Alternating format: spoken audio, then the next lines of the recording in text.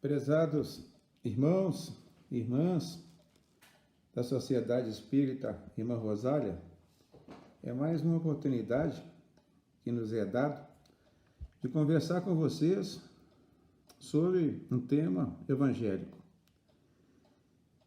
Nós estamos já, irmãs e irmãos, com quase um ano, no qual a nossa vida foi modificada, foi cerceada nos nossos movimentos. E como está acontecendo, nós só podemos ter a certeza que existe aí a anuência do nosso Pai, do nosso Criador. Por isso, esses momentos que nós nos dedicamos ao estudo do Evangelho, eles são realmente de uma importância cada vez maior, porque é um momento que nós buscamos o ensino, que é o rumo, e que nós buscamos também essas energias e vibrações, que elas calem no nosso interior, que elas nos fortaleçam e que nos permitam também continuar nesses dias difíceis, mantendo, não é, gente? Mantendo a fé, a confiança no nosso Pai, no nosso Criador. O nosso estudo de hoje é um momento muito especial, gente.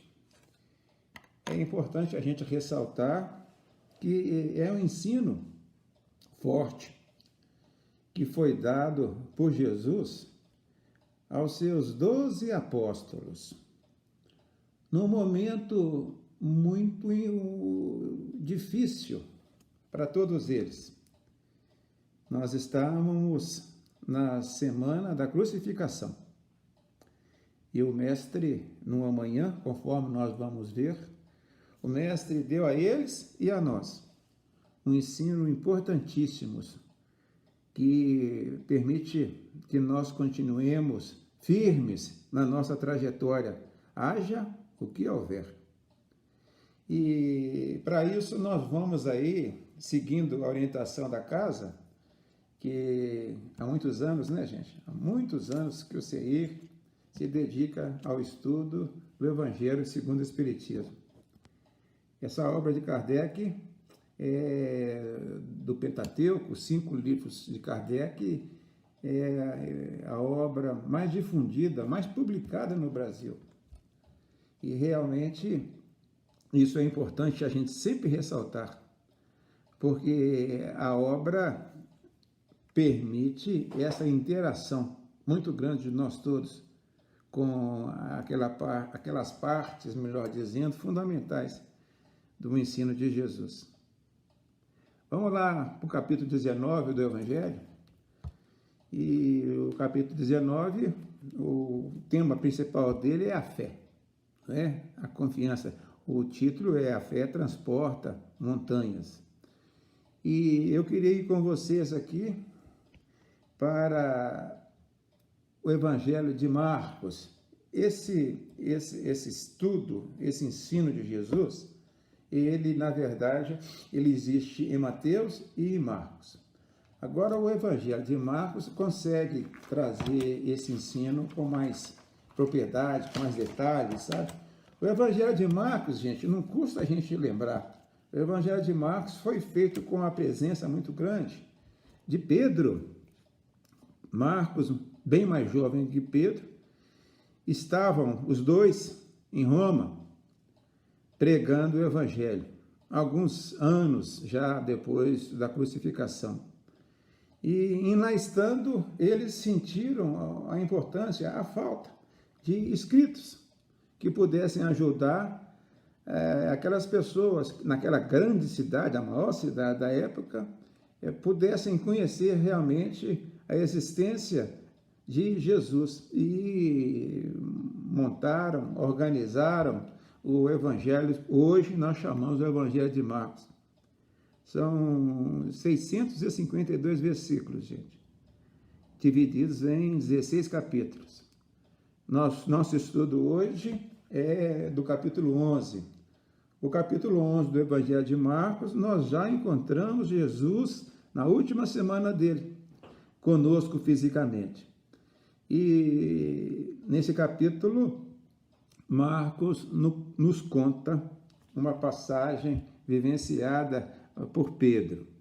Pois bem, vamos a ela então. Vamos lá ao estudo, vamos lá a essa energia adicional que nós temos quando a gente estuda o Evangelho. No dia seguinte, saindo eles de Betânia, teve fome. Olha, esse primeiro versículo ele é interessante. A história, o ensino, ele consta em 2 dias de Jesus. O primeiro dia é esse. O dia seguinte é o dia seguinte da entrada triunfal de Jesus em Jerusalém, que nós chamamos de Domingo de Ramos. Ou seja, então, aqui nós estamos na segunda-feira. Na segunda-feira, eu repito, daquela semana, que na sexta-feira Jesus foi crucificado. E aqui, então, o evangelista Marcos, ele nos fala que Jesus sai de Betânia. Betânia, gente, muitas vezes aparece é uma vilazinha. Na época de Jesus, ficava distante de Jerusalém, algo em torno de 5 quilômetros. Hoje em dia, faz parte tudo do projeto da Grande Jerusalém. E Marcos nos fala que Jesus saiu de Betânia, e a gente sabe até, com certeza, onde é que Jesus estava em Betânia. Estava na casa de Marta, na casa de Maria, na casa de Lázaro, o que foi ressuscitado, tão bem explicado no capítulo 11 do Evangelho de João. E Jesus tinha o costume de frequentar aquela casa. Nós encontramos também Jesus naquela casa no Evangelho de Lucas, não é?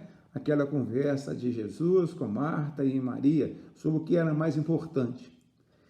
E o mestre, naquela segunda-feira, saindo de lá, o evangelista fala que ele teve fome. E a gente fica assim, que coisa interessante. Será que a Marta, tão ansiosa, não é, com as coisas da casa, com os deveres da dona da casa, deixaria Jesus sair da casa dela com fome de manhã cedo? Isso é para a gente pensar, né? Como é que está, qual é o quadro do ensino. E o Marcos continua para a gente. E Jesus, vendo ao longe uma figueira que tinha folhas, foi ver se achava algo nela. Olha que coisa interessante aqui. Essas figueiras, é figueira brava, não é? Não é uma árvore alta, é um arbusto forte, não é? De tamanho médio, que existia muito nas estradas daquela região. A figueira, ela produzia um fruto em determinadas épocas do ano.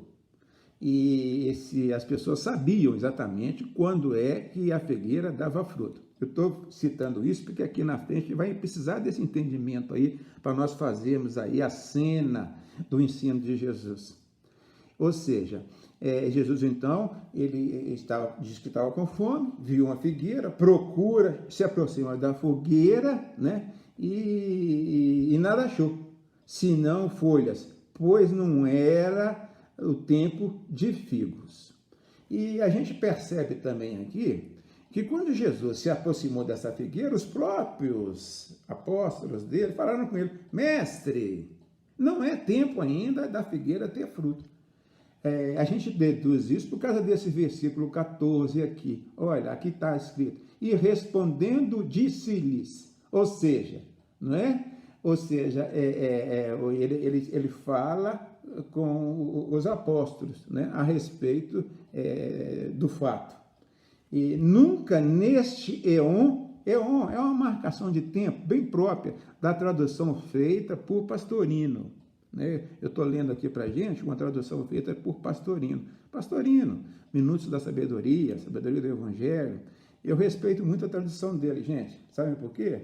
Porque ele, além de ser erudito, por sinal aqui de Brasília, ele teve estudos muito fortes em Roma, na juventude dele. E ele foi um dos primeiros a verter, a traduzir da língua de origem para o português os nossos evangelhos. É por isso que eu, particularmente, eu gosto muito das coisas que ele faz. Ou seja, então, esse é o quadro que nós estamos estudando, não é, gente? E Jesus tenta pegar o figo, não consegue, não acha, não tem, não é época. Os apóstolos falam com ele e ele dirige falando: nunca neste éon de ti ninguém coma fruto. E interessante, né? Jesus falando isso para eles.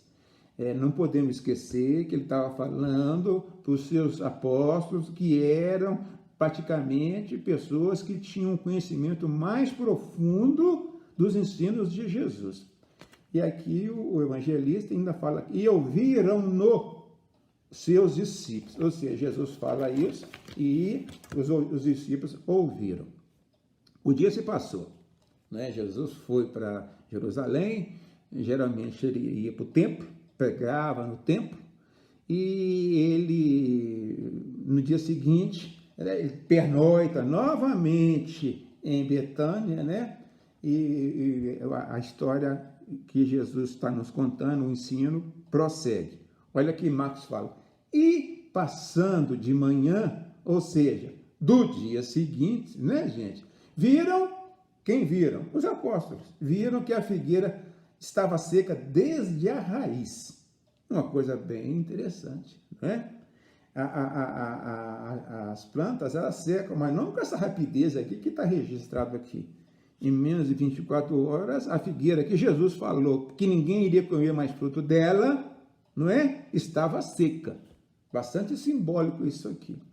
E, vendo a figueira seca, vem aí a figura de Pedro. Eu gosto muito de ver Pedro nos evangelhos, gente. Pedro, ele nos representa. Pedro tem os seus altos, tem os seus baixos, não é? Ou seja, então, quando eles passaram perto da figueira e notaram que ela estava seca, Pedro, notou, não é? E aí ele comenta em voz alta, e ele diz a Jesus: Rabi, a tradução aqui é Rabi. Rabi é uma forma dos apóstolos se dirigirem a Jesus. Rabi significa mestre. Eu gosto também da forma Rabone, que a gente vê no Evangelho de João, Jesus ser chamado, não é? Para os seus discípulos, mais precisamente por Maria Madalena, Rabone. E aqui então Pedro fala: Rabi, olha a figueira que condenastes, secou, não é? E Jesus então vai dar o ensino, não é? Para eles e para nós. Esses versículos aqui são os versículos do ensino. E respondendo-lhe Jesus disse: se tendes felicidade a Deus, olha só, então ele abriu uma condição: se tendes fidelidade a Deus. Olha, uma paradinha aqui, não é? Porque em determinados momentos a fidelidade a Deus, não é? Ela é extremamente importante. Fidelidade vem, não é, de fé. A fé, minhas irmãs e meus irmãos, é uma força, gente. A fé é uma força que nasce do nosso interior, não é? Ela nasce do Deus que existe em nós. E essa parcela de Deus que existe em nós ela vai ao encontro do Deus que existe em todos os lugares, não é? Nós vivemos em Deus, nós nos movemos em Deus, nós existimos em Deus. Deus, nosso Pai, está dentro da gente e nós estamos dentro dele. Essa é a alusão aqui de Jesus, antes de dar o ensino, né? Se tendes fidelidades a Deus. E a gente faz essa pergunta a nós mesmos. E nós, gente? Nós temos a fidelidade a Deus, não é? Nesses momentos que nós estamos passando aí de dificuldade, quantas famílias têm pessoas que estão sendo retiradas do plano físico, né? Pela essa doença? Quantas pessoas, não é? Quantas coisas na nossa vida de adversidades aconteceram aí neste ano? Nós mantemos a fidelidade a Deus? Olha aqui o porquê dessa pergunta. Jesus, então, ele prossegue: em verdade vos digo, minhas irmãs, meus irmãos, essa expressão, em verdade vos digo, essa expressão, ela é muito própria daqueles momentos de ensino profundo, pedindo aí ajuda ao Evangelho de João. João nos mostra Jesus, o médium de Deus, não é? Ou seja, uma manifestação de Deus fala por Jesus. A gente tem muitos nomes para dar a essa manifestação. A gente chama de Cristo cósmico, não é? O Cristo interior, uma parcela de Deus que está dentro de nós. O Cristo cósmico é essa parcela de Deus que a gente vive nela. Isso é nomenclatura, não é? A gente não consegue entender a plenitude de Deus. Então a gente fica aí tentando vê-lo de diversas maneiras. A maneira mais profunda de nós vermos Deus, minhas irmãs e meus irmãos, é uma parte interna dele que a gente não tem como colocar em palavras. Aí a gente fala assim, a luz incriada. É uma parte mais profunda de Deus. E aqui neste momento, então, em verdade vos digo, quem vai falar é o Cristo cósmico por Jesus. Vamos ver o que vai nos ensinar aqui. Em verdade vos digo que quem quer que diga a este monte, não é? É uma metáfora, saia-te e lance-te ao mar e não hesitar em seu coração, mas confiar ao que se faz e que diz, assim será. Meu Deus do céu, não é? Um versículo com tanto ensino para a gente, não é? É a confiança, não é? A confiança em Deus, é a fé, não é? Essa fé, minhas irmãs e meus irmãos, ela nasce na gente, não é? A primeira gradação, ela tem gradação. Como tudo tem gradação, a pessoa vai subindo, vai aumentando o seu conhecimento, vai aumentando o conceito e a força dentro dele. Primeira etapa, a fé é acreditar, né? Os nossos irmãos evangélicos usam muito a fé, acreditar, né? Inclusive eles falam que o mais importante é ter fé. A gente já pensa um pouquinho diferente, né? Nós sabemos que a fé sem obras tem menos valor. Depois dessa fé acreditar, que Jesus está chamando aqui para nós pensarmos, existe aí a fé emoção. É quando a criatura, o Filho de Deus, já além de acreditar, ele coloca também parcela dele, as emoções nesse ato de acreditar, não é? A fé e a emoção, ela é muito forte. Nós encontramos essas pessoas aí, os mártires, não é? Nós encontramos até aí esses terroristas que se imolam, suicidam-se, não é? Suicidam por causa de algo que eles acreditam. O que os fez a esse ato extremo é a fé, a emoção, importantíssima. E quando dirigida por pessoas do mal, pessoas aí da ignorância espiritual, realmente ela pode levar aquela pessoa que fez aquele sacrifício na ignorância a um caminho muito difícil. Eu falei duas coisas da fé. Nós temos a terceira modalidade, patamar da fé. É a fé raciocinada, né? A fé raciocinada, gente, é aquela fé que a gente tem, que nós temos quando a gente começa a entender a coisa. É o que Kardec quer para a gente, não é? A fé raciocinada. A fé raciocinada fortíssima, nos dá muita vontade em fazer as coisas, muitas vezes até de enfrentar a nós mesmos. A fé adquirida pelo entendimento das coisas. E existe também aí um patamar de fé alto, que a gente vê, não é? É a fé, fidelidade. Nós vamos chegar lá. Na fé, fidelidade. E o mestre, ele termina esse ensino fortíssimo, feito para os seus discípulos, ou seja, não é para iniciantes, não é? São para pessoas que já têm um fundamento, né? Um arcabouço de espiritualidade para entender. Ó, como o mestre termina. Por isso, digo-vos, tudo quando orardes e pedirdes, confiai que já recebestes e ser-vos-á dado. Aqui ele fala conosco, uma aliança, né, gente, do poder da fé com a prece. Mas é aquela prece feita com convicção, não é? Que não titubeia, que não vacila. A pessoa tem certeza que ele está sendo ouvido, que ele está sendo atingido. Minhas irmãs e meus irmãos, esse é para a nossa tarde, não é? Para esse momento que nós estamos aí vivendo, é importantíssimo nós sabermos disso, mais uma vez sabermos disso.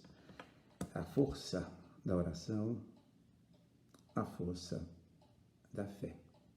Que nós a tenhamos nesses dias de dificuldade, que nós nos fortifiquemos nela, nesse combate que nós estamos fazendo, nesse momento de transição que o nosso planeta está acontecendo. A transição vai ser externa. Dentro de nós já temos essa convicção no nosso Pai, em Jesus. Agradeço a vocês aí por esses minutos. Louvado seja nosso Pai, nosso Criador.